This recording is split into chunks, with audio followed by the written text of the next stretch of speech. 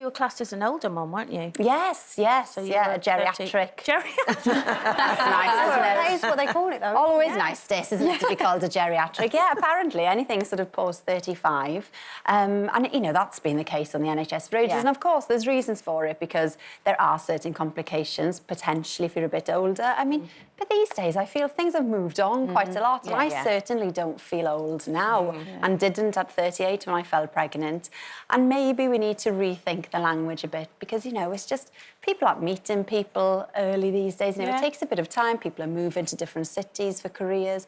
And so, you know, things are just naturally progressing a bit. Things are happening a bit later, you know, for one reason or another. I mean, I hadn't found my husband until I was 34, so without him, well, there'd be no babies, I guess. But you were really, really keen to have a baby, weren't you? Yes, and you I really was. tried very hard. Well, you know, I was always keen to have a family, and of course, I really enjoy my job and feel very incredibly lucky to have it. But for me, family was always the #1 goal. You know, I've been brought up with my sister, very close, and I suppose I just wanted to replicate that.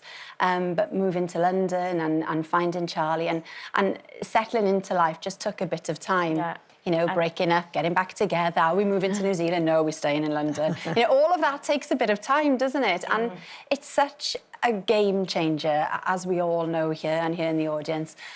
You know, you really need to be sure that you're with the right person to travel that path with. And, you know, it took me a little while to find Charlie. Well, and you did. And Yeah, a lovely Teddy. Yeah, lovely. But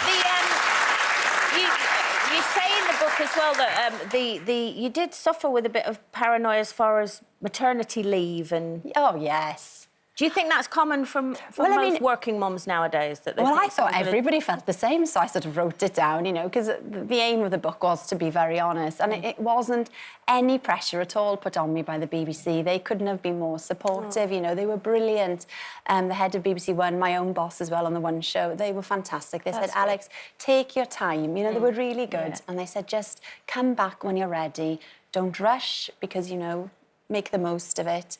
But it was all coming from me. Well, you do worry, don't you? Even You that you do. might lose your identity and then forget who you are again. Might lose your to go job, back never into- mind, because I know people at the BBC are afraid to go on a holiday in case the Depp actually gets the job, which has happened over and over again. Did you feel like that? Well, I felt it was all coming from me, really, Gloria. And I think, you know, if you like your job and if you respect your job, you're always going to have that. And I mean, exactly, it could be if you're ill or if you're off on holiday, you still feel a little bit insecure because if you really enjoy it, you want to keep it. And it's a very difficult thing, isn't it? Because, of course, you want a family as well. And, yes, we do want everything. But, you know, why shouldn't we have a career and a family, I guess? And it's a balancing act. And now I look back and think, oh, I could have taken a few more months. It wouldn't have made a difference. But, of course, you don't know before you go into it, do you? What I want to know is how the heck did you find the time to write a book Oh, about your baby? Rebecca. Well, I mean, I thought, you know, I'd have maternity leave. And I thought, well, what else am I going to do? I mean, I might as well write a book. Colleen, what was I thinking? I don't know what I was thinking. Because, you know, but the good thing was I was writing it at the time. You know, we were going through those early stages and I was going upstairs to try and settle a baby who wasn't sleeping, who had a bit of colic, or, you know, all those things that happen at the beginning. And I'd come back down, do a paragraph, go back upstairs because the monitor would start flashing again. And then, oh, God. But, you know, so then it wasn't writing in hindsight at all. It was writing... in the moment. In the moment. And that's Did you finish every chapter with, can't wait to get back to work? It is Never mind this year off. I do love the book and how honest you are in there, and especially when it comes to talking about after childbirth and, you know, the way you felt towards what your body looked like, the way you felt about, you know, being with your partner again afterwards and how he might look at you, breastfeeding, all of those things. Do you think mums need to talk more about birth and the afterbirth? I mean, is that what you were trying to do? Yeah, I in the think, book? you know, I don't think there's any good in scaring people either because, you know, birth, you know, you hear a lot of horror stories and it can be a little bit, you know, and you do when you're pregnant, you focus on that day, don't you? I mean, I didn't think at all about what would happen afterwards, which was a mistake.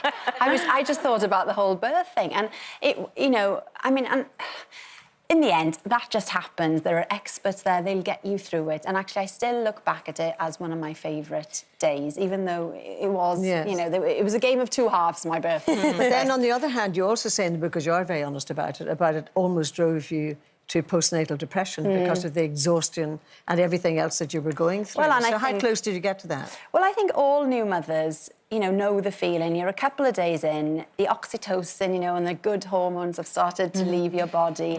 And suddenly you think, right, when's this going to finish now Reality. then? And, you know, you realise this is it. And, you know, you're stuck in it.